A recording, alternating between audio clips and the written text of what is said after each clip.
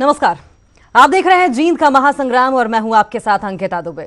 जैसे जैसे मतदान का दिन नजदीक आ रहा है, जींद की जंग दिलचस्प होती जा रही है। जींद के चौधर के रण में दिग्गज अपने अपने तरकश से बाढ़ छोड़ रहे हैं और आज इस खास पेशकश में हम आपको दिखाएंगे कि किसने किया चुनाव प्रचार और कैसे है जींद में राजनीति के रंग।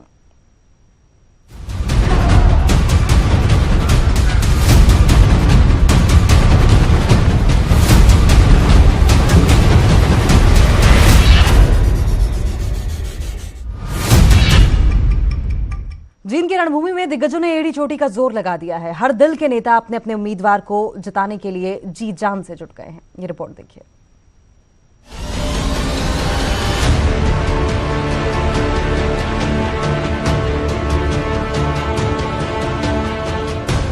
जींद का घमासान अपने चरम पर है। जैसे जैसे चुनाव नजदीक आ रहा है, वैसे वैसे दिग्गज मैदान में कूद रहे हैं। गुरुवार को भी कई दिग्गजों ने जींद के रण में मोर्चा संभाला और अपने अपने उम्मीदवारों के लिए वोट मांगे। चुनाव प्रचार में अब पूर्व मुख्यमंत्री भूपेंद्र सिंह हुड्डा भी कूद पड़े हैं। हुड्डा ने जनसभा कर जहां कांग्रेस उम्मीदवार रणदीप सुरजेवाला के लिए वोट मांगे, वहीं बीजेपी और इनेलो पर भी हमला बोला। लोग देखा है रुझान कांग्रेस के पक्ष में है और रणदीप सुरजेवाला जो कांग्रेस के उम्मीदवार हैं भारी बहुमत से जीते। ये तो आपस में उनका है फैसला, हमारा तो नंबर 1 है। उधर इनेलो की ओर से अभय चौटाला मोर्चा संभाले हुए हैं। अभय चौटाला लगातार जनसभाएं कर उम्मेद सिंह रेणु के लिए वोट मांग रहे हैं। अभय चौटाला का वादा है कि अगर अगले विधानसभा चुनाव में उनकी पार्टी सत्ता में आई तो जींद की तकदीर बदल देंगे। हमारी सरकार बनने के बाद हम ये सबसे पिछड़ा हुआ इलाका है। चौधरी देवीलाल की भी सोच थी कि इस एरिया के अंदर कोई एक ऐसा इकोनॉमिक जोन खोला जाए, कोई इंडस्ट्रियल जोन लाया जाए जिसकी वजह से यहाँ के लोगों का उद्धार हो सके। हम 100% यहाँ पे इंडस्ट्रियल एक इकोनॉमिक इंडस्ट्रियल जोन लेकर के आएंगे। बीजेपी को बगावती तेवर दिखाने वाले राजकुमार सैनी अपनी लोकतंत्र सुरक्षा पार्टी के उम्मीदवार के लिए पसीना बहा रहे हैं और अपनी जीत का दावा भी कर रहे हैं। सीधा सीधा मकसद है, लोकतंत्र सुरक्षा पार्टी जीत हासिल करेगी और जींद के उपचुनाव से उन सभी ताकतों को एहसास दिलाएगी कि देश के अंदर अब भेदभाव नहीं चलेगा, गुंडागर्दी नहीं चलेगी। सबकी अपनी दलीलें हैं और सबके अपने दावे हैं, लेकिन किसके दावे में दम है, जनता किस पर यकीन करेगी, इसका फैसला मतगणना के बाद ही हो पाएगा। न्यूज़ 18 के लिए जींद से विजेंद्र कुमार और अंकित दुदानी की रिपोर्ट। चुनाव हो और नेताओं का भोंपू न बजे, ऐसा कहां हो सकता है। चलिए आपको दिखाते हैं कैबिनेट मंत्री ओम प्रकाश धनखड़ का भोंपू। चुनाव भारतीय जनता पार्टी जीत रही, प्रचार करके आया हूँ। सारा दिन मैंने जींद में लगाया और बहुत ही अच्छा वातावरण है। लोग बीजेपी को वहाँ पूरी तरह से सफल बनाते। जींद चुनाव भारतीय जनता पार्टी जीत रही, प्रचार करके आया हूँ। सारा दिन मैंने जींद में लगाया और बहुत ही अच्छा वातावरण है। लोग बीजेपी को वहाँ पूरी तरह से सफल बनाते। सांसद राजकुमार सैनी भी अपनी पार्टी के उम्मीदवार के लिए वोट मांग रहे हैं। राजकुमार सैनी का दावा है कि उन्होंने बड़ी बड़ी पार्टियों के पसीने छुड़ा दिए। उनसे बात की हमारे सहयोगी अंकित दुदानी ने। जींद उपचुनाव का रण सज चुका है और सभी पार्टियां जहां मैदान में हैं, वहीं लोकतंत्र सुरक्षा मंच राजकुमार सैनी की पार्टी भी मैदान के अंदर है और विनोद आसरी यहां से उम्मीदवार हैं। हमारे साथ खुद बात करने के लिए सांसद राजकुमार सैनी हैं, उनसे बात करते हैं। सैनी साहब, विनोद आसरी जी को आपने यहां से खड़ा किया है, किस तरह के मुद्दे हैं जिनके ऊपर आप इलेक्शन लड़ रहे हैं? देखिए, जींद का जी सभी पार्टियों ने यहाँ पर रैलियां करके राजनीतिक रोटियां सेकने के बाद आज 21 जिलों में सबसे पिछड़ा हुआ और सबसे गरीब जिला अगर है कोई तो जींद है। सबसे ज्यादा बेरोजगारी इस जिले में है। यहाँ के लोग मिनिस्टर बैठे हैं, इंडस्ट्री के, स्टील इंडस्ट्री के मालिक बने हुए, और उसके बाद यहाँ पर कोई इंडस्ट्री नहीं लगी, कोई रोजगार नहीं खुला। लेकिन आज बीजेपी में है, आज बीजेपी सिर्फ राजकुमार सैनी का नाम लेके अफवाहों का बाजार गर्म कर रही है। तो ये तय है कि आप बीजेपी पार्टी के अंदर दोबारा नहीं जा रहे? अरे कमाल है, मैं किसी कीमत में 4 साल से गुंडागर्दी के खिलाफ लड़ रहा हूं, भेदभाव के खिलाफ लड़ रहा हूं। मुझे इतना एहसास है कि आज प्रदेश के, देश के अंदर चोर दरवाजे से घुसे हुए लोग इस देश की राजनीति में, कांग्रेस और बीजेपी में वही लोग लगे हुए हैं कभी कांग्रेस में घुस जाते हैं, कभी बीजेपी में घुस जाते हैं। जींद का उपचुनाव है और बांगड़ की चौधर है यहाँ, तो यहाँ से जो जीतेगा, और सभी कैंडिडेट्स ये कह रहे हैं कि विधानसभा का रास्ता वहीं जाता है, क्या आप भी ये मानते हैं? हम क्या सारा देश मान के चल रहा है कि जींद उपचुनाव जो है ये विधानसभा और लोकसभा का सेमीफाइनल है, और हम इस सेमीफाइनल में जनता को साथ लेकर के उन पार्टियों को जो फिरका प्रस्तावते हैं उनको ये बताएंगे कि हमारे साथ खिलवाड़ हुआ 5 मुख्यमंत्रियों के द्वारा। हमारे साथ राजकुमार सैनी सांसद हैं, वो उनका साफ तौर पर कहना है कि आज बीजेपी के जो नेता हैं वही अफवाह फैला रहे हैं और राजकुमार सैनी के नाम के ऊपर प्रलोभन का एक बाजार गर्म है, लेकिन वो बीजेपी में शामिल नहीं होने जा रहे हैं। कैमरामैन अशोक के साथ अंकित दुधानी, न्यूज 18 हरियाणा, जींद। चुनाव कई मुद्दों पर लड़े जाते हैं जिसमें समस्याएं काफी अहम होती हैं, और जींद में तो समस्याओं की मानो भरमार है। सरकार की कोई भी रही हो, जींद की हमेशा उपेक्षा हुई है। आज हम आपको ये दिखाते हैं कि कैसे जींद के लोग सड़क और सीवरेज की समस्या से परेशान हैं। समस्याओं के बारे में हम आपको बताते हैं, क्योंकि जींद की जो मुख्य समस्या है वो सीवरेज की समस्या है। आप देख सकते हैं, मैं आपको दिखाना चाहूंगा कि ये सफीदो रोड है और ये मुख्य रोड है यहाँ का, जींद का जो मुख्य रोड कहें, लेकिन जिस तरह से सीवरेज ओवरफ्लो है, पूरी तरह से जो ये ट्रैफिक आता है जाता है, लेकिन सीवरेज पूरी तरह से ओवरफ्लो है। तो आप देख सकते हैं कि पूरा पानी भरा हुआ है, और यहाँ से कोई एक आदमी नहीं, यहाँ से मंत्री भी गुजरते हैं, यहाँ से विधायक भी गुजरते हैं, और सभी लोग यहाँ से गुजरते हैं, सभी पार्टियों के नेता यहाँ से गुजरते हैं, कोई ध्यान किसी का नहीं है। दूसरी जो मुख्य समस्या यहाँ की है वो सड़क की समस्या है। सड़कें टूटी पड़ी हैं, और अब जो जींद के मतदाता है वो कह रहे हैं कि सरकार अब सड़कों को बनाने में लगी है और अब सड़कें कुछ कुछ बन रही हैं। लेकिन देखा जाए तो आप देख सकते हैं कि ये थाना सिविल लाइन है जींद का, और उसके सामने की जो सड़क है पूरी टूटी हुई सड़क है। तो कहीं ना कहीं सरकार का इस ओर अभी तक कोई ध्यान नहीं था। हमारे साथ कुछ लोग भी हैं, उनसे जानते हैं। आपसे जानना चाहूंगा क्या समस्या है यहाँ की? जींद के अंदर सबसे बड़ी समस्या सड़क की, सीवर की। सीवर का इतना बुरा हाल है कि एक हफ्ता पानी नहीं उतरता बारिश का, और सड़कों का तो पूरा बुरा बेहाल है। मुख्य समस्या है यहाँ ज्यादा सीवरेज की। आप पानी देख रहे हैं यहाँ कितना पड़ा, सड़कों में गड्ढे हैं, लेकिन सरकार ने यहाँ पहले कोई विकास नहीं किया। अब इलेक्शन के दौरान रात को ये कर रहे हैं कि हम ये विकास करा देंगे। सरकार पूरी तरह विफल हो चुकी है, और जनता। तो आप देख सकते हैं कि सीवरेज की और सड़क की जो मुख्य समस्या है वो यहाँ के मतदाता बताते हैं कि मुख्य समस्या यही है। कैमरामैन अशोक के साथ अंकित दुधानी, न्यूज 18, जींद।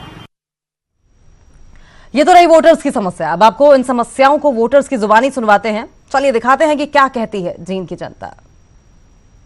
उपचुनाव का रण सज चुका है और सभी पार्टियों ने पूरा अपना जोर लगा रखा है। हमारे साथ जींद के आम नागरिक हैं, स्टूडेंट्स हैं, आम जो मेहनतकश जो लोग हैं वो हैं, उनसे बात करेंगे। कुछ लोगों से हम बात करते हैं कि क्या है जींद का मिजाज। आपसे जानना चाहूंगा क्या है जींद का मिजाज? जींद का मिजाज अभी उलझा हुआ, 20 तारीख के बाद डिसाइड होगा जो कुछ भी होगा। मुद्दे क्या क्या हैं? मुद्दे तो जो जैसे सड़कें हैं, मेन मुद्दा तो यही है। चलने का रास्ता नहीं है। जिस तरह से सड़क का मुद्दा एक बताया है, आपको क्या लगता है? आप मेहनतकश सारे दिन मेहनत करते हैं और मजदूरी करते हैं, तो क्या लगता है कि क्या मुद्दे हैं? क्या लगता है? काम में नहीं चलता, मजदूरी करे भी काम नहीं चलता, और बस और क्या कहूँगा। आपको क्या लगता है क्या मूड है जिनका? मूड तो दुष्यंत का है फिलहाल, तो क्रेज तो रणदीप का है, बाकी तो कोई पार्टी लगती नहीं। क्या यूथ को क्या चाहिए, क्योंकि किन मुद्दों के ऊपर चुनाव हो रहा है? यूथ के लिए बीजेपी ने जी कुछ एक चीजें ठीक भी की हैं, गलत भी की हैं। मेन तो ये जो रिटन एग्जाम किया है ना, रिटन एग्जाम दे के आप आगे जा सकते हो, मतलब सिलेक्शन हो सकता है, ये मुद्दा मेरे को ठीक लगा। कुल मिला के चीजें ठीक है। आप क्या समझते हैं कि क्या अच्छा हुआ है, क्या बुरा हुआ है? जैसे कि ये सड़कें अभी बनाई जा रही है, अगर ये पहले काम होते तो सरकार को ज्यादा वोट मांगने की जरूरत नहीं पड़ती, लोग अपने आप ही रिजल्ट अपने आप दिखा देते। बिल्कुल, आपसे भी जानना चाहूंगा कि क्या हो रहा है जींद के अंदर और क्या मुद्दे हैं? जींद के अंदर सड़कों को खोदा जा रहा है, जींद में स्वास्थ्य नहीं है, शिक्षा नहीं है, उसके नाम पे लोगों को बरगलाया जा रहा है। आपसे जानना चाहूंगा कि क्या आखिर क्या किन मुद्दों के ऊपर चुनाव हो रहा है? देखिए, मुद्दे सबसे जरूरी शिक्षा, स्वास्थ्य, रोजगार और विकास के होते हैं। जींद में ना शिक्षा के नाम पे सरकार ने कुछ किया, ना रोजगार के नाम पे, ना स्वास्थ्य के नाम पे। एक मेडिकल कॉलेज की बात करके जमीन एक्वायर करके बतपुर गाँव है एक साथ लगता, उसमें घास वगैरह की बिजाई कर रखी है, बरगलाने के सिवाय लोग कुछ नहीं करते। कुछ उम्मीदवार जैसे रणदीप सुरजेवाला आए हैं, दिग्विजय चौटाला आए हैं, लोग कह रहे हैं कि भारी उम्मीदवार है, क्या मानते हैं आप लोग? रणदीप तो उड़ेगा है, बारिश है को नहीं। दिग्विजय चौटाला को क्या वो बारिश है, वो भारी है। हाँ वो बाहर का है। तो क्या मिजाज है आपकी बार जनता का? रणदीप पे का नहीं है, रणदीप के कहानी है। क्या आपको क्या लगता है, आप मेहनत करते हैं और करते, क्या लगता है आपकी बार जींद किस तरफ बैठेगा? जींद जी तरक्की की तरफ बढ़ेगा जी, और जैसे सरकार ने कहा अच्छे काम किए हैं जी, बुरे तो कुछ नहीं। आपसे जानना चाहूंगा कि क्या मिजाज लगता है आपकी बार जींद का? देखो सर, 4 साल में काम नहीं किया, सिर्फ 15 दिन हो गए अभी सड़क बनने लगी है, इससे पहले कोई काम नहीं किया। कुछ लोगों को का कहना है साफ तौर पर कि सरकार ने अच्छे काम किए हैं, तो कुछ का कहना है कि जो वादे किए थे वो पूरे नहीं हुए हैं और अब जो नया जो विधायक बनेगा उससे इनकी काफी कुछ आस है। कैमरामैन अशोक के साथ अंकित दुधानी, न्यूज 18 हरियाणा, जींद। रणदीप सुरजेवाला पूरी सरकार के निशाने पर हैं। नामांकन के दिन कैबिनेट मंत्री रामविलास शर्मा ने उन्हें पूर्व मुख्यमंत्री भूपेंद्र सिंह हुड्डा की राह का कांटा करार दिया, तो रणदीप सुरजेवाला ने भी पलटवार करने में देरी नहीं की। पंडित जी रामविलास जी का मैं बहुत सम्मान करता हूं। मुझे लगता है पंडित जी को से स्लिप ऑफ टंग हो गया, शब्दों की मर्यादा का उन्हें ख्याल रखना चाहिए।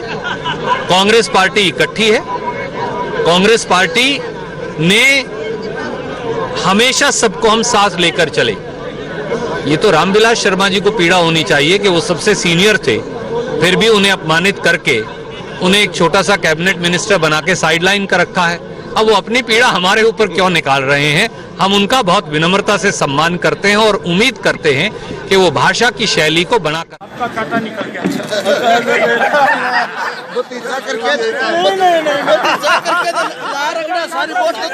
आपका कांटा निकल गया।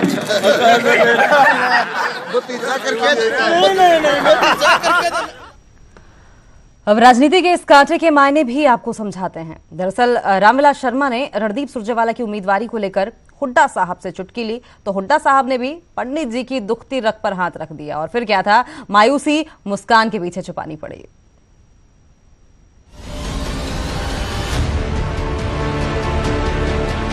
जींद की जंग में कई और लड़ाइयां भी छिपी है, मुकाबला कड़ा है और इसके मायने भी कई। नामांकन का आखिरी दिन था तो जींद राजनीति की राजधानी बन गई। दिग्गजों का जमावड़ा लगा तो विरोधियों के मिलन की बेला भी आई। हरियाणा की राजनीति के दो सूरमा गले मिले, लेकिन इस मिलन ने नए मुकाबले को जन्म दे दिया।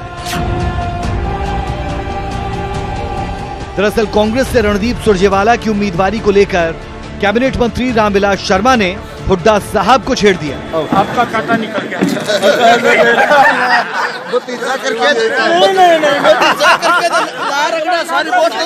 आपका कांटा निकल गया।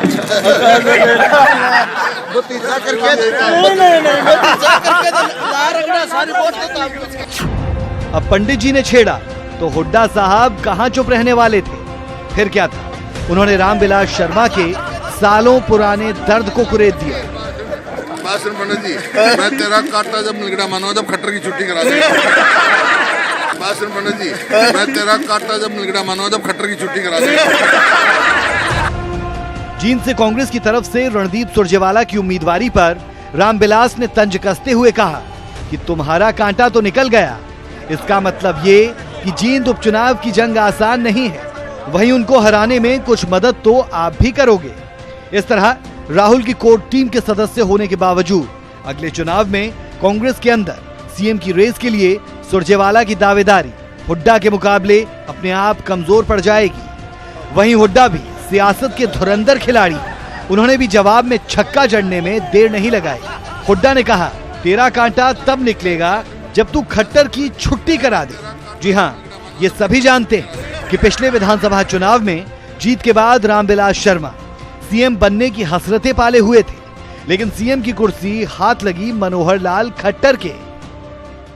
आपका कांटा निकल गया।